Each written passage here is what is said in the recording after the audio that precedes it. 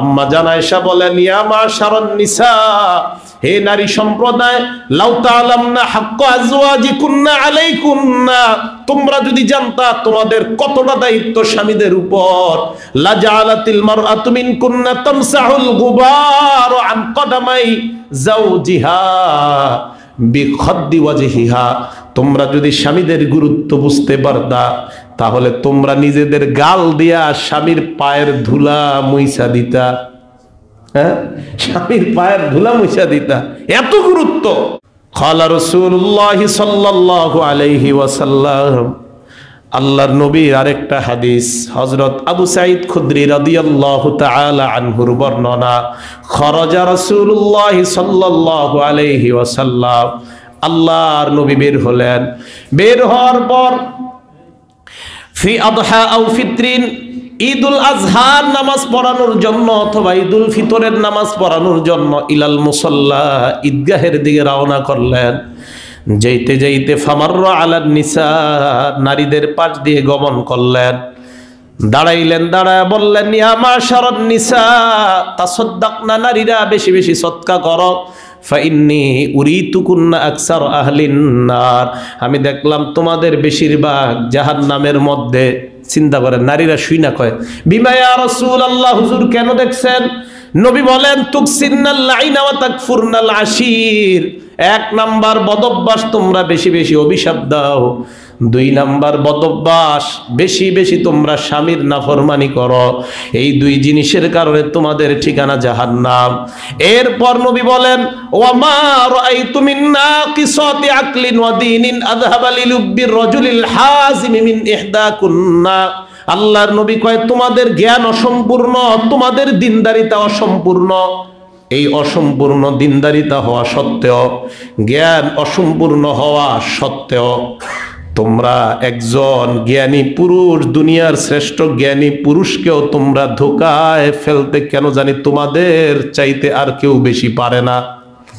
তোমাদের জ্ঞানও কম, দিনদারিতাও কম, এরপরও কেন জানি বাংলাদেশের শ্রেষ্ঠ মেধাবী ছেলেটারও বিপদে ফেলায়া দাও।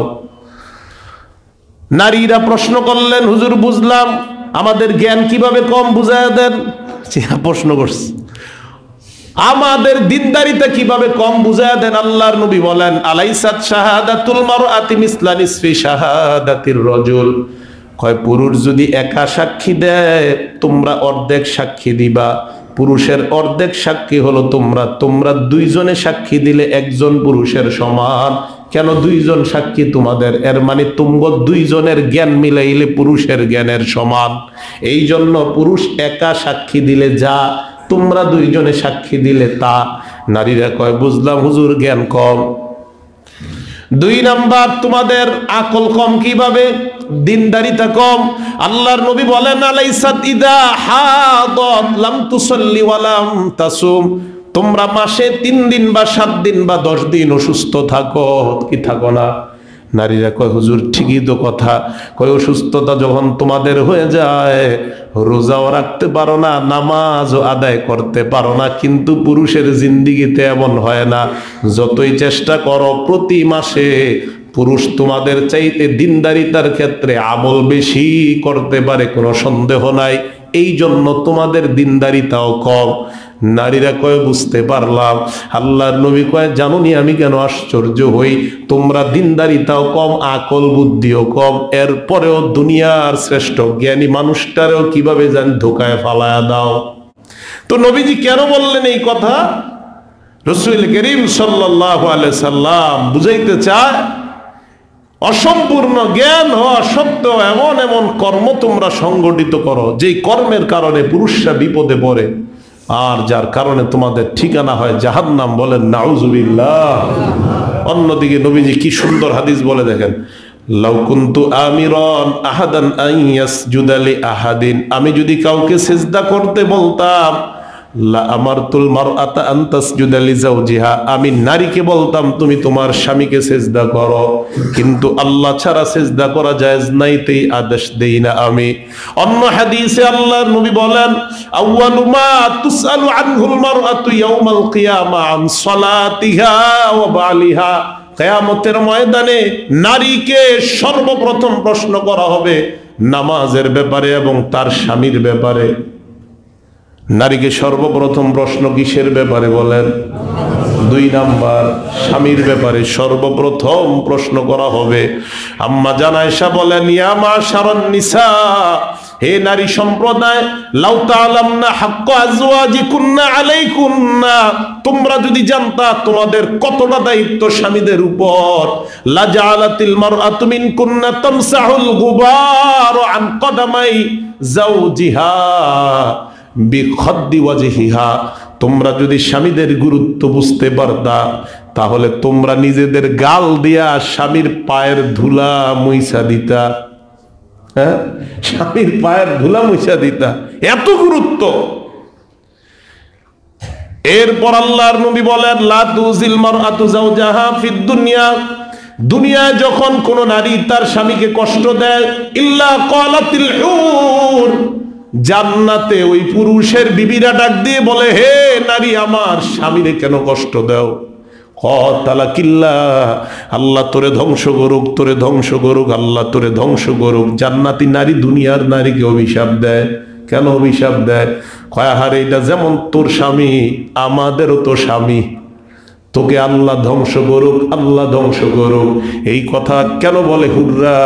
তোমার যদি মন না চায় এই স্বামীর সাথে থাকতে, এই পুরুষটা যখন মারা যাবে আমরা অপেক্ষায় আছি কখন আল্লাহ তাকে আমাদের স্বামী বানায়া দিবে। শুধু তাই নয়, আমরা যখন এই পুরুষটাকে স্বামী হিসাবে আল্লাহর কাছে পেয়ে যাব, আমরা নাচতে নাচতে বলবো, আল্লাহ আমাদেরকে যেই স্বামী দিলা, এই স্বামীর মাধ্যমে আমরা পূর্ণ সন্তুষ্ট হয়ে গেলাম। দুনিয়ায় কষ্ট দেয় স্বামীরে, জান্নাতি বিবিরা কয় কষ্ট দিস না। দেখছেন কি কথা? সাথে সাথে বলে কষ্ট দিও না, আল্লাহ হেফাজত করেন, বলেন আমিন। 1 নাম্বার, যেই বিবি তার স্বামীকে কষ্ট দেয় ঠিকানা জাহান্নাম। 2 নাম্বার, আল মুতাশাব্বিহাতু মিনান নিসাই বির রিজাল, যেই মেয়েটা দুনিয়ার মধ্যে পুরুষ হয়ে যায়। মানে কি? প্যান্ট পরা কার কাজ? সাধারণত আমরা জানি প্যান্ট খেয়ে পরে, শার্ট কারা পরে। এখন যদি কোনো নারী প্যান্ট শার্ট পরে, আল্লাহর নবী বলেন, লাআনাল্লাহুল মুতাশাব্বিহিনা মিনার রিজালি বিন নিসা, একদল পুরুষ আছে এরাও মায়া সাজে, আছে না নাই? আল্লাহর নবী বলেন, এই যে পুরুষ মেয়ে সাজে, এদের উপর আল্লাহর অভিশাপ। বিয়ের মধ্যে গেলে দেখা যায় একদল পুরুষ মায়া হয়ে গেছে আর একদল মাইয়া পুরুষ হয়ে গেছে।